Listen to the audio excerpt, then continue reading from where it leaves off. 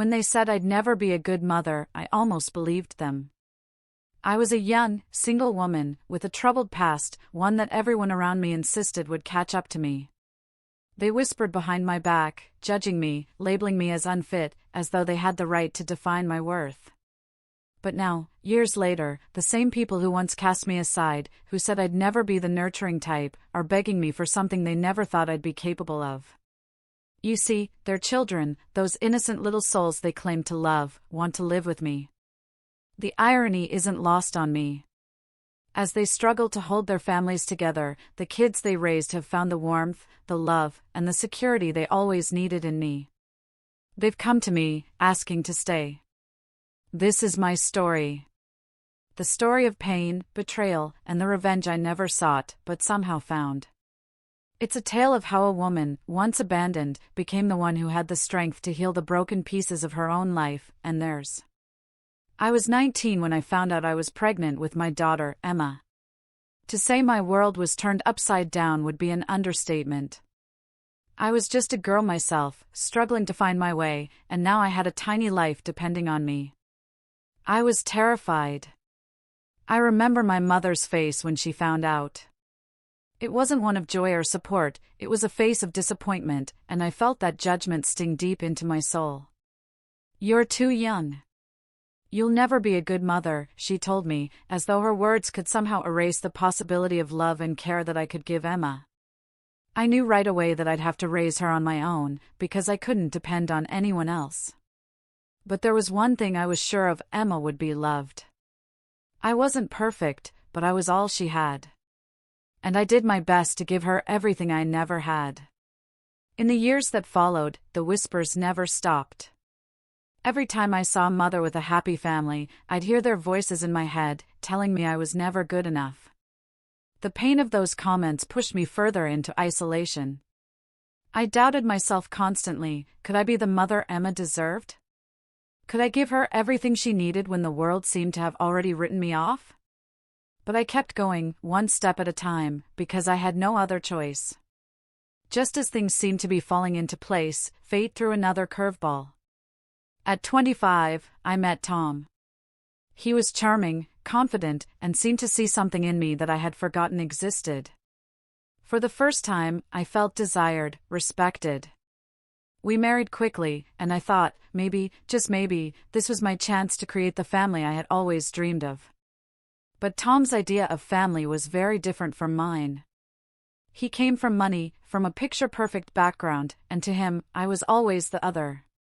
No matter how hard I tried to fit into his world, I never quite belonged.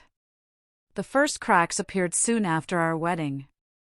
He was distant, cold, and far more interested in his career than in me or Emma.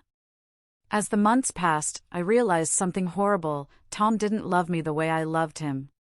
He didn't love Emma either. He tolerated her, but she was never part of the picture he wanted. One night, it all came crashing down.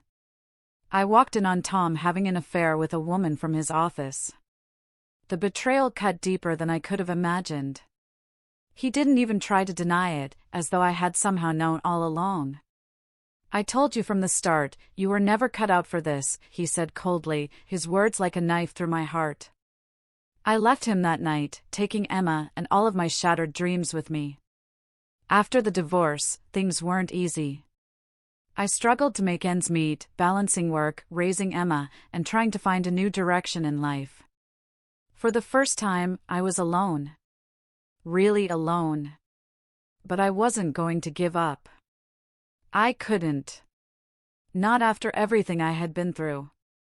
I enrolled in community college, took up 2 jobs, and began to rebuild my life. But there were still those voices in the back of my head, the same ones that had told me I wasn't good enough. They still haunted me at night. Still, I carried on. And slowly, I began to find my footing.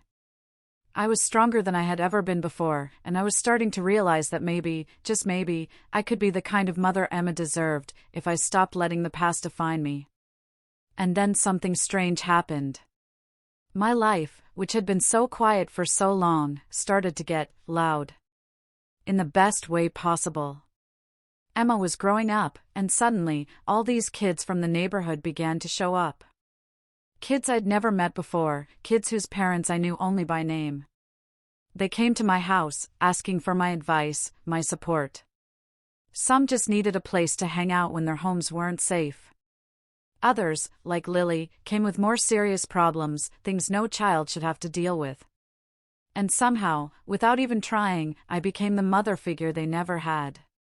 One afternoon, as I was preparing dinner, I got an unexpected call. It was from Rachel, the mother of one of Emma's old school friends, Jason. Rachel was frantic.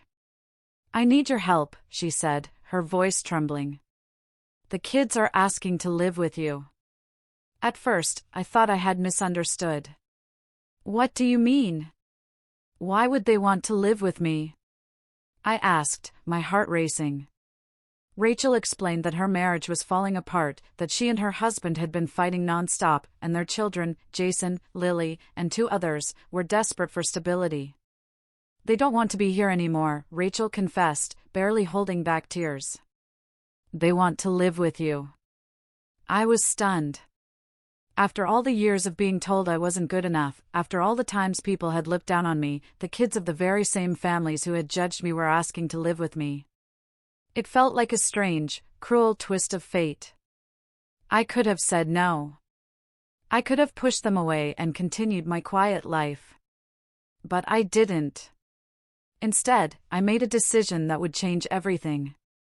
I opened my doors to those kids, knowing that this was my moment to show the world, and myself, that I could be the mother they needed. At first, it was hard. There were growing pains. My home, once quiet, was now full of chaos and noise. But over time, I began to see the difference I was making. I was giving these kids something they hadn't had before: love, attention, stability. Something their parents hadn't been able to provide.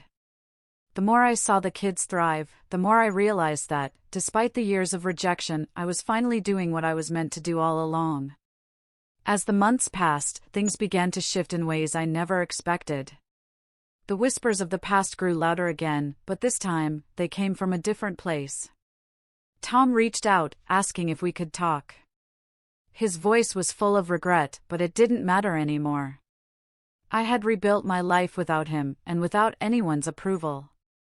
But the real surprise came when Rachel, the woman who had once judged me so harshly, showed up at my door one day.